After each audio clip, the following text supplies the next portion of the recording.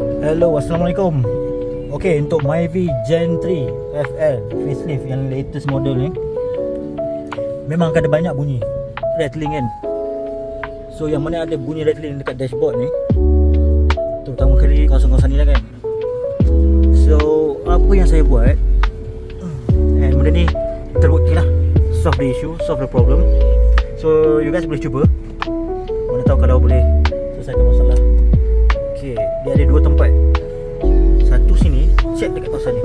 Ni ada macam dia punya nak panggil pin ni. Pin ni check ni.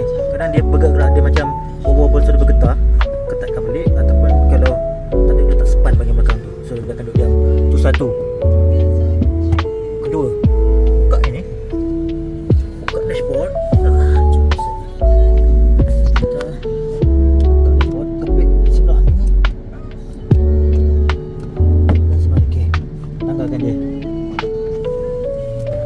So, kalau dah check memang tak ada bunyi pada dashboard ni, kemungkinan bunyi dia datang dekat ni, airbag cover ni.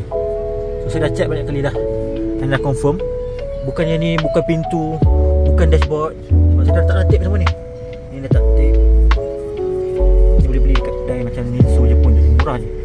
Tape semua, sini pun letak tape. So, bukan, ni bukan punca dia. Saya letak span situ, bukan bawah tu saya letak span, bukan. Punca ni dekat ni, dekat cover airbag ni. Ni tengok bawah ni, dia letak span dalam tu. So salah satu cara dia, span tu kan, balut yang airbag tu, dia macam ada bulat. Keliling tu balutkan dengan span. Automatic dia siap. Sekejap, saya nak buka pause dulu. Ok, nampak tu, saya letak span kat situ.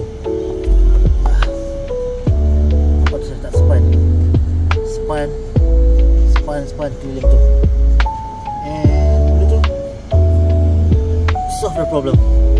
Dah tak ada dah bunyi-bunyi bila langgar bonggol ke, benda yang getar ke. Takut tengah jalan tu bunyi kerang, hilang. Okay guys, cuba guys. Thank you.